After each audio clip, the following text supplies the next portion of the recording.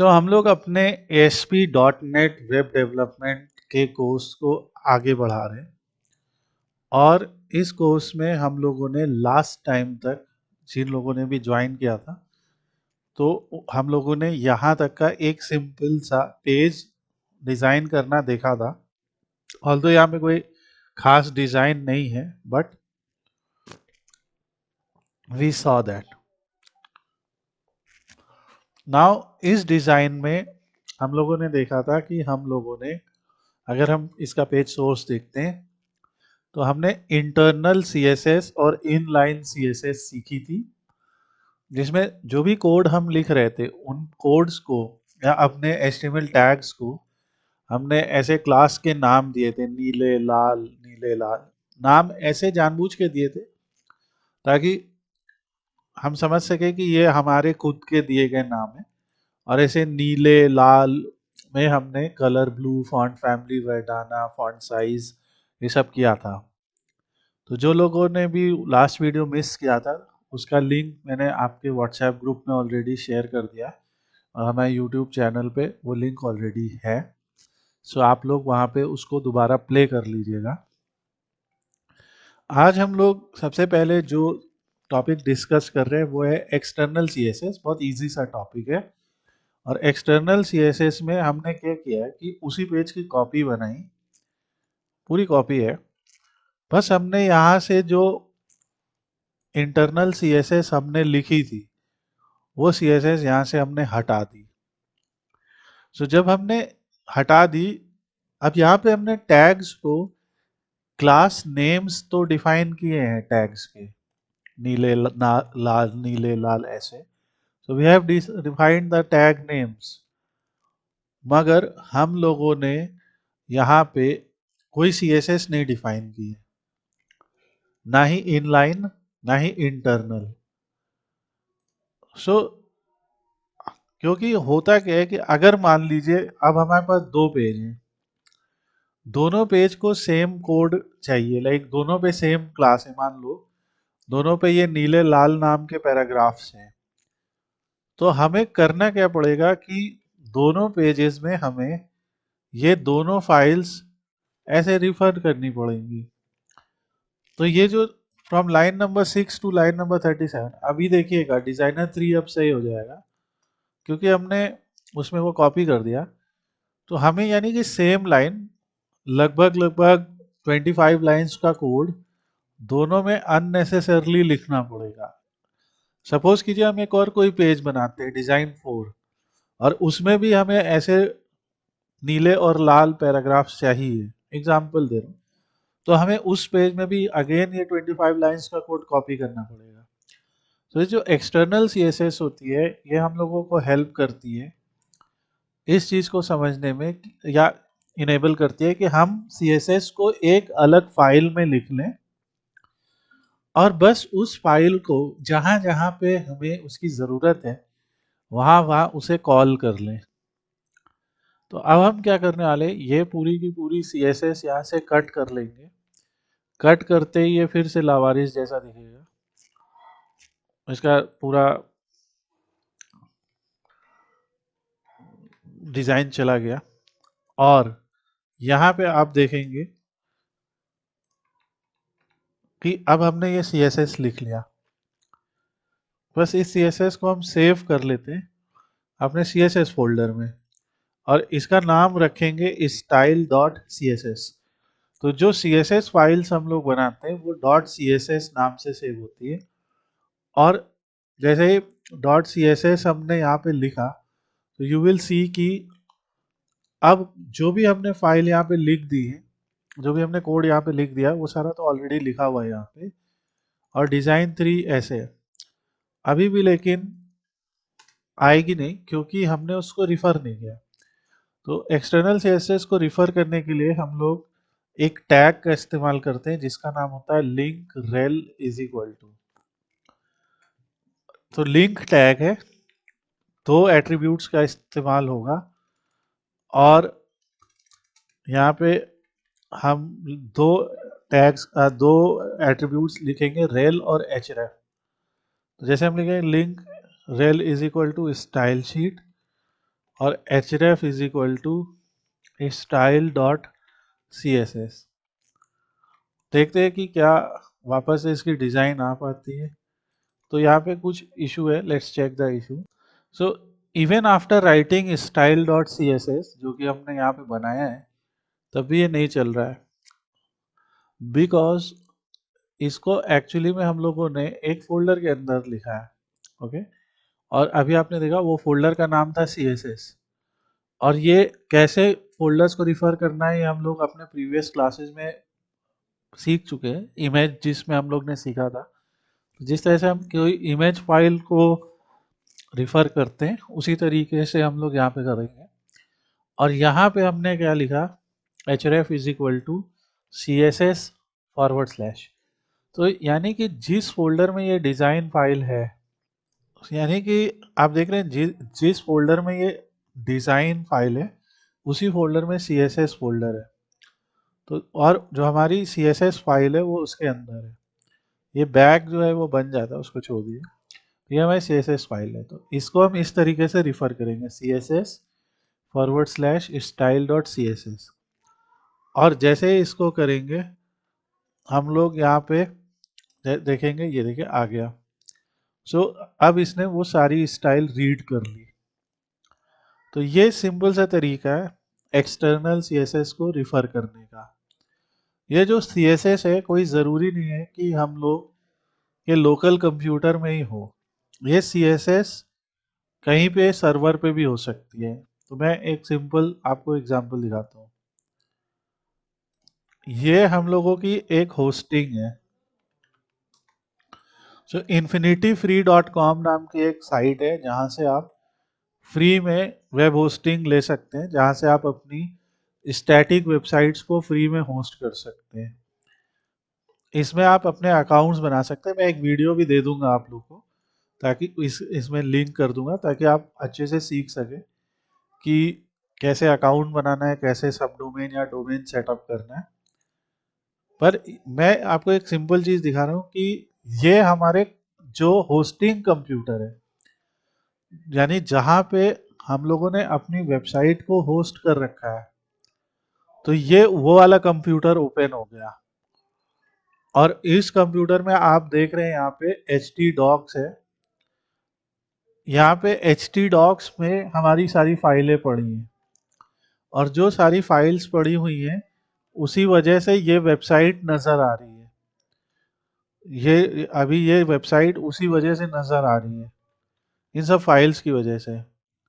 यहाँ पे अगर आप जाएंगे wp कंटेंट फोल्डर में, तो कंटेंट फोल्डर में जाने के बाद आपको यहाँ पे थीम्स मिलेगा। थीम्स में आपको कोई थीम मिलेगा, और आप देखेंगे कि इसके बाद एसेट टेम्पलेट्स बहुत सारी चीज़ें मिलेंगी। तो एसेट में जाएंगे, सी एस एस मिलेगी, मिनीफाइड मिलेगी, और इतनी सारी सी एस एस फाइल हैं। तो एक इस साइट को चलाने के लिए इतनी C S S files use की हैं। तो हम सिंपल एक काम करते हैं, हमारी जो सी एस एस फाइल है उसको हम यहाँ पे अपलोड कर देते हैं, ठीक है। और जो हमारी सी एस एस फाइल है उसको हम यहाँ से अपलोड कर दे रहे हैं, यहाँ से। ये देखिए style dot C S S file हम लोगों ने अपलोड कर दी, और एडिट करेंगे तो जो है वही फाइल आ गई, सर्वर के ऊपर। सो बेसिकली आपने देखा कि जो सी एस एस फाइल हम लोगों ने अपने लोकल कंप्यूटर पे बनाई थी, वो हम इजीली किसी होस्टिंग को भी कर सकते हैं। ये सारी चीज़ें हम आगे बहुत इजीली सीखेंगे। अगर ये स्टेप्स आपकी समझ में नहीं आ रहे तो कोई इशू नहीं है। अभी हम लोग सीखेंगे कि होस्टिंग कैसे लेने हैं, हम लोग सीखेंगे कि क्या क्या करना है बेसिकली लोकल होस्ट पे और वेब होस्ट पे। पर अब ये रही साइट का यूआरएल, और इसके आगे अगर हम लिखते हैं style dot C S S, तो देखिए वो साइट खुल गई, वो फाइल खुल गई। यानी ये इसका यूआरएल है, उस सीएसएस फाइल का ये यूआरएल है। तो अगर हम मान लीजिए, कोई ज़रूरी नहीं है कि हम हमेशा ऐसे ही रिफ़र करें। मान लीजिए अभी हम इसमें से डिज़ाइन टू में से ये हटा देते हैं, तो ये मान लो हमने क्या किया कि डिज़ाइन टू में से हटा दिया तो वो वापस चला गया। सो एक्सटर्नल में या तो वो हमारे कंप्यूटर में ही रह सकती है, अदरवाइज आपको क्या लिखना है, link rel is equal to style sheet, जो अभी हमने लिखा पहला एट्रीब्यूट की वैल्यू स्टाइल शीट, और एचरेफ इज इक्वल टू, यानी कि उसका जो रेफरेंस है यानी हाइपरलिंक जो क्या है वो ये है। तो इस बार हम लोगों ने अपने सर्वर का यूआरएल दे दिया जहां पे वही सेम फाइल हमने ऐड की है, और ये देखिए ये आ गया। अगर हम इस फाइल में यहाँ पे कोई बदलाव करते हैं, जैसे मान लीजिए बैकग्राउंड कलर हम इसकी जगह कुछ और रख देते हैं, 787 की जगह 567 रख देते हैं या समथिंग, या बैकग्राउंड कलर हम मान लीजिए कह देते हैं कि 000 रहे, जो ब्लैक कलर रहता है, और ये ब्लैक कलर आ गया, और हम कह देते हैं कि जो कलर है यानी फॉन्ट कलर वो एफ रहे, तो आप देख रहे हैं अपने आप वो वाइट बन गया। तो यहाँ पे सर्वर पे हमें काफ़ी हेल्प भी कर रहा हूँ, राइट। तो हमने सेव किया, तो उस फाइल यानी कि हमने वहाँ पे एक डेफिनेशन दे दी कि बैकग्राउंड कलर ब्लैक कलर, और चेंजेस हमने सर्वर के ऊपर किए, और जो हमारी फाइल ओपन है वो अभी लोकल में ओपन है, ये डिज़ाइन। जब इसको रिलोड करेंगे, लेट्स ट्राई, तो मे बी ये चेंजेस सेव नहीं हुए, let's see, let's run once again, save. एक काम करते हैं, इसको दोबारा खोलते हैं, क्योंकि उस ब्राउज़र में वो कैश मेमोरी सेव हो जाती है कई बार।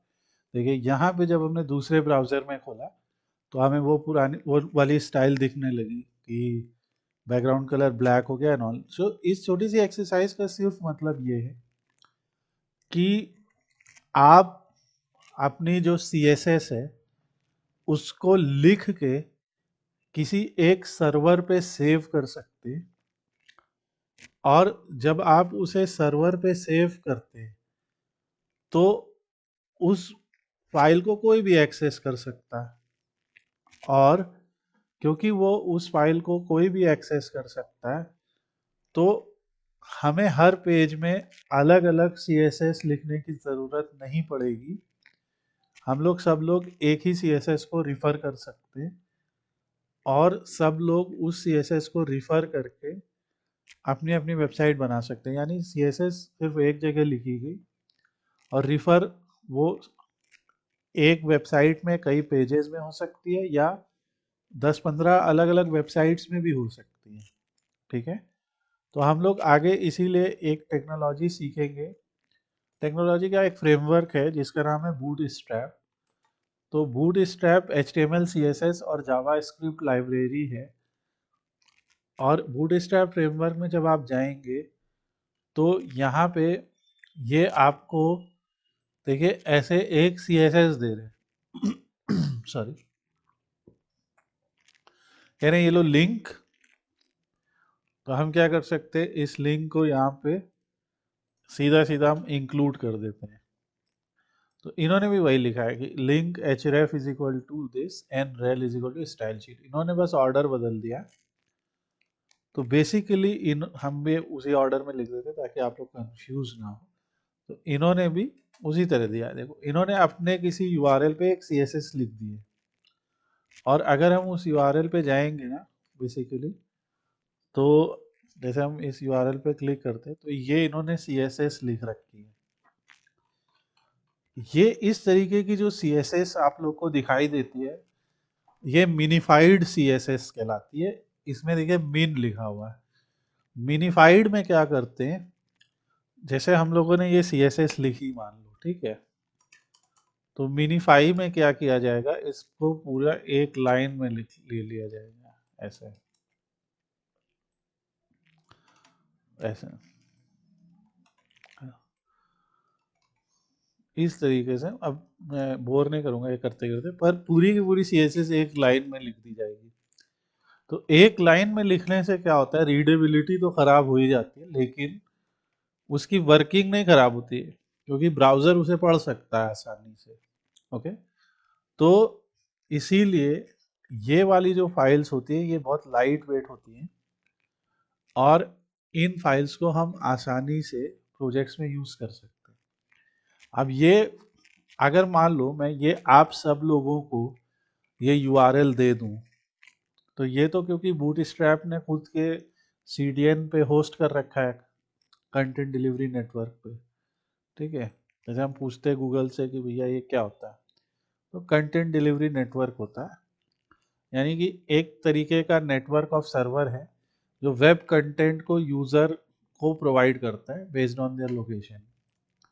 तो बेसिकली इन्होंने अपनी होस्टिंग पे ये फाइल सेव कर ली है।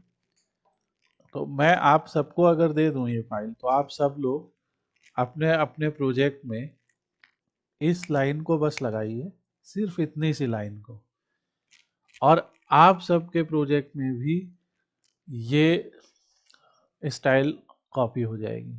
तो अभी हम देखो यहाँ से ये वाली फाइल हटा देते हैं, आप देखेंगे कुछ ऐसा डिज़ाइन तो नहीं आएगी, पर थोड़ा सा स्टाइलिंग बदली है और ऐसी दिखने लगी है, ठीक है। और ये बूट स्ट्रैप आ गई यहाँ पे। बूट स्ट्रैप फाइल में जैसे हम अगर लिखते हैं class is equal to BG primary, ठीक है, class is equal to BG secondary, BG danger. अच्छा, डेंजर शब्द से आप कौन सा कलर एसोसिएट करेंगे? डेंजर से कोई कलर आप में से कोई भी बता सकता? क्या बता रहे? Red, right. सो इन्होंने लिख दिया BG डेंजर। सक्सेस से ग्रीन। तो अभी मैं दिखा रहा हूं क्या होता है, और इसको कह देते हैं BG वार्निंग। एक, आज मैं कोई बूट स्ट्रैप आपको पढ़ा नहीं रहा हूं, तो इसलिए डरिएगा नहीं, बट इसको हम डेडिकेटेड वे में पढ़ेंगे। पर आपको एक इजी तरीका बता रहा हूँ कि क्यों हम लोगों को CSS थोड़ी थोड़ी समझनी, बाकी तो फिर बूट स्ट्रैप और टेलविंड जैसे लोगों ने बहुत अच्छा काम कर ही लिया है, टेलविंड वगैरह ने। सो अब मेरा एक क्वेश्चन है, इस पेज पे क्या हमने कोई CSS लिखी है? This is question from all of you. क्या हमने कोई CSS लिखी है, यस या नो, ऑन दिस पेज?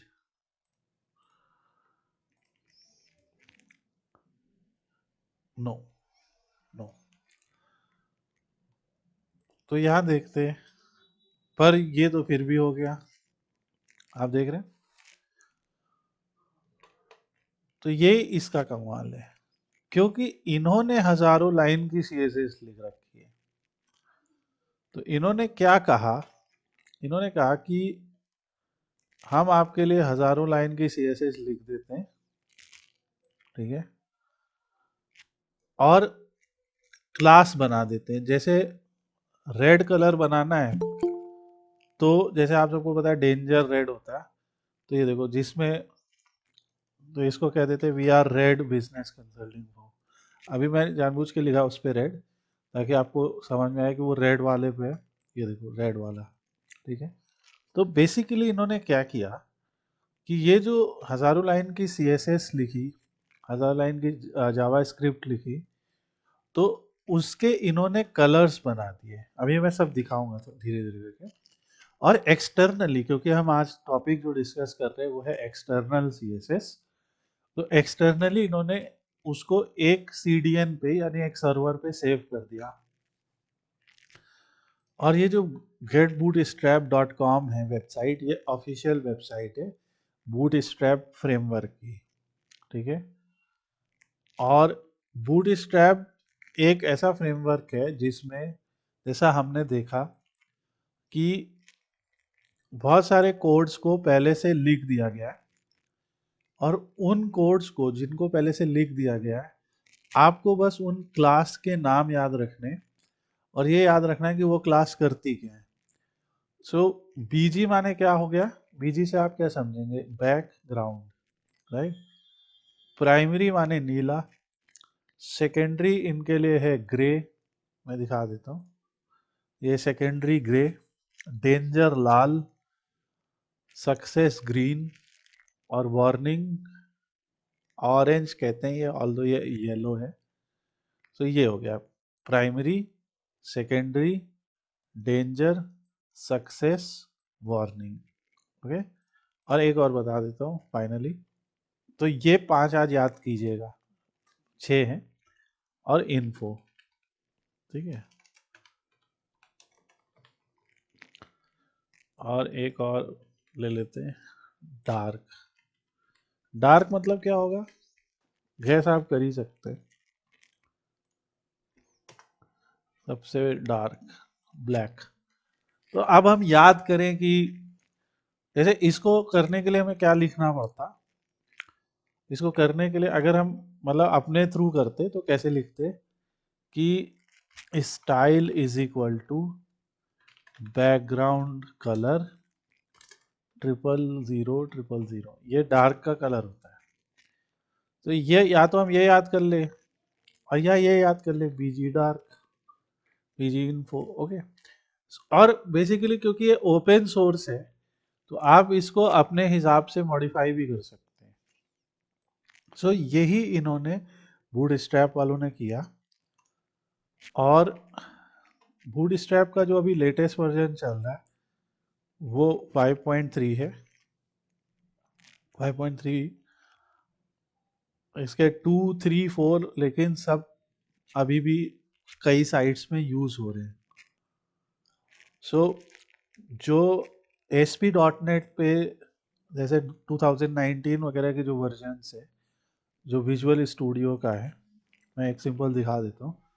तो क्योंकि हम लोग ASP.NET डेवलपमेंट कर रहे हैं, तो आप सबको विजुअल स्टूडियो भी अपने अपने प्रोजेक्ट्स के लिए चाहिए होगा। तो विजुअल स्टूडियो में जब आप एक सोल्यूशन बनाएंगे, वो मैं सिखाऊंगा पूरा कैसे बनाएंगे, और हो सकता है कि आप में से कुछ लोगों ने बना रखा हो पहले से।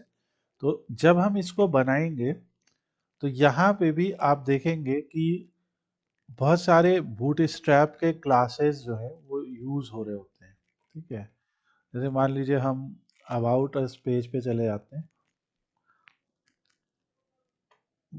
डिफ़ॉल्ट पेज पे जाते हैं, ये तो देखिए ये सब कॉल एमडी रो, ये सब क्लासेस यूज़ हो रहे हैं, ठीक है। और ये सारे जो क्लासेस यूज़ हो रहे हैं बूटस्ट्रैप के ही क्लासेस हैं।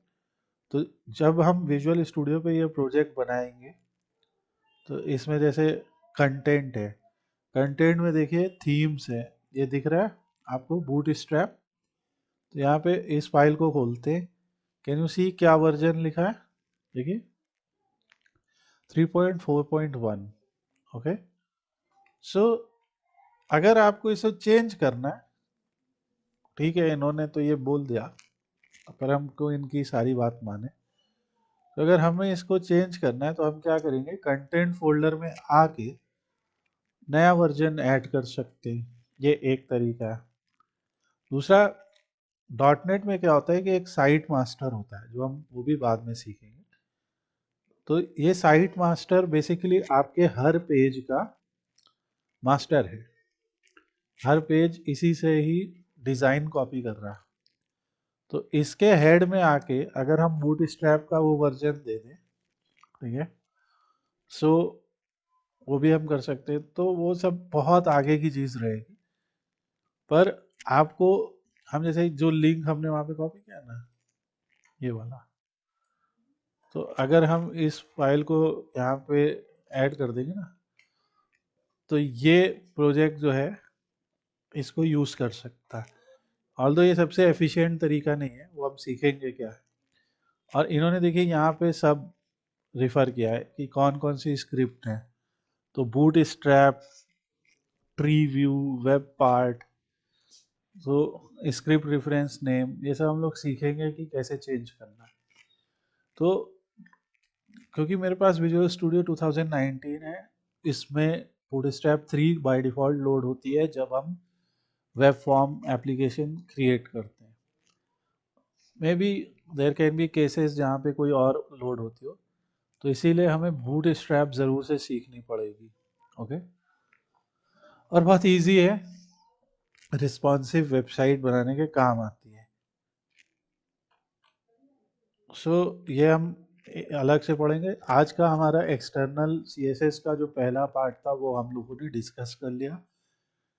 ये दोनों पेजेस आपको, ये दोनों पेजेस और सीएसएस फाइल आपको अभी शेयर कर दी जाएगी। आप लोग भी प्रैक्टिस के लिए इनको यूज़ करिएगा। तो आज के पहले टॉपिक को हम यहाँ पे एंड करते हैं और आज का दूसरा टॉपिक अब शुरू करेंगे।